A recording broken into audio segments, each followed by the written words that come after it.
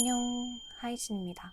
오늘은 좀 두꺼운 책을 가지고 왔는데요. 바로 카라마조프가의 형제들입니다. 읽으려고 사놓고 아직 안 읽으신 분들 조용히 손을 들어주세요. 분량이 워낙에 많아서 끝까지 다 읽어보신 분들은 생각보다 많지 않은 책인 것 같아요.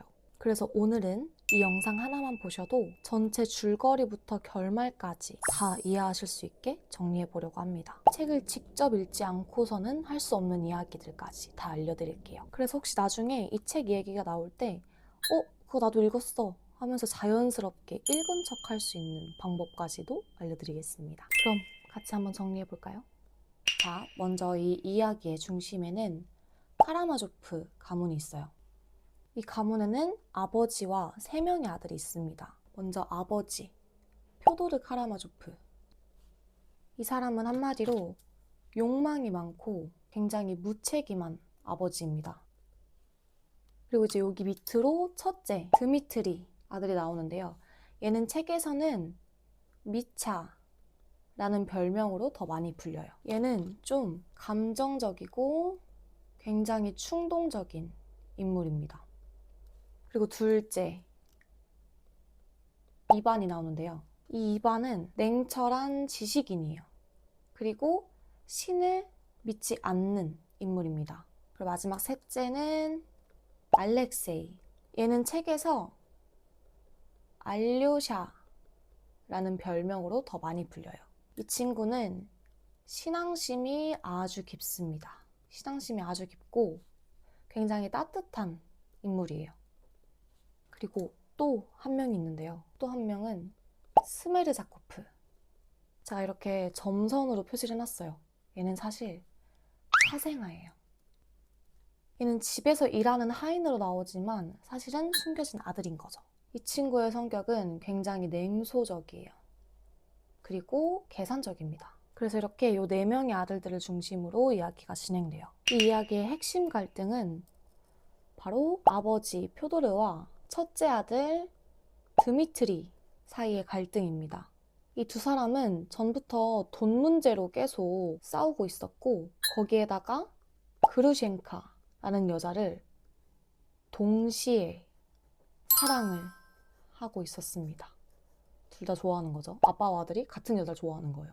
그러면서부터 이 둘 사이의 갈등이 더 심화가 됩니다. 근데 어느 날 이 아버지인 표도르 카라마조프가 살해되는 사건이 발생합니다. 그래서 용의자는 아들들이겠죠. 근데 여기까지만 이야기 들었을 때 여러분은 누가 범인 같으신가요? 그쵸? 네, 저도 당연히 드미트리가 가장 큰 용의자겠거니 생각을 했어요. 그래서 이 소설 속의 사람들도 자연스럽게 이 드미트리를 의심을 하게 돼요. 왜냐면 아버지랑 계속 싸우기도 싸웠고 돈과 여자 문제도 있었고 그리고 실제로 자기가 아버지를 죽이겠다고 말하고 다닌 적도 있기 때문이에요. 그래서 결국에 드미트리는 체포가 됩니다. 그래서 이 사건이 재판으로까지 넘어가게 돼요. 그리고 여기서 중요한 인물이 하나 더 있어요. 바로 이반이에요.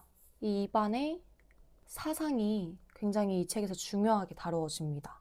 이반은 기본적으로 신의 존재에 대해서 굉장히 회의적인 생각을 가지고 있는 인물이에요. 그래서 이반의 생각을 설명할 때 자주 언급되는 말이 있는데요. 만약 신이 없다면 모든 것이 허용되는가?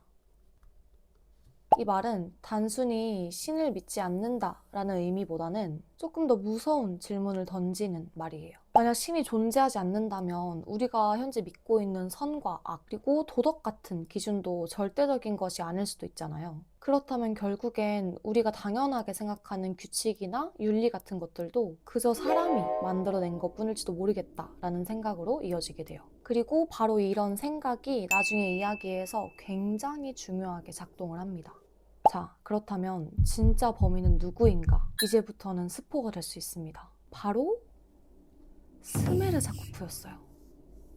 스메르자코프가 이반한테 고백을 합니다. 사실 아버지를 죽인 사람은 자신이라고 얘기를 해요. 근데 이렇게 말해요. 제가 직접 죽이긴 했지만 그 생각을 가능하게 만든 건 당신입니다. 왜냐면 이반이 계속 얘기해왔던 요 내용 있잖아요. 이 생각을 자기가 그냥 실제 행동으로 옮긴 것뿐이야 라고 말을 해요. 그래서 이 장면이 이 소설에서 가장 철학적으로 무서운 부분이 아닌가라는 생각이 들었어요. 자, 이제 이 이야기는 마지막 드미트리의 재판 장면으로 이어집니다. 여기에서 검사랑 드미트리의 변호사랑 서로 논리를 펼치면서 굉장히 치열하게 반론을 주고받거든요. 근데 읽으면서 저는 이 변호사가 와, 말 진짜 잘한다 라고 느꼈어요. 그래서 제가 읽다가 코멘트도 달아놨거든요. 변호사가 너무 멋있다. 말을 왜 이렇게 잘하는 거임? 유죄라 해도 나 같으면 무죄 내릴 듯. 이렇게 적어놨네요.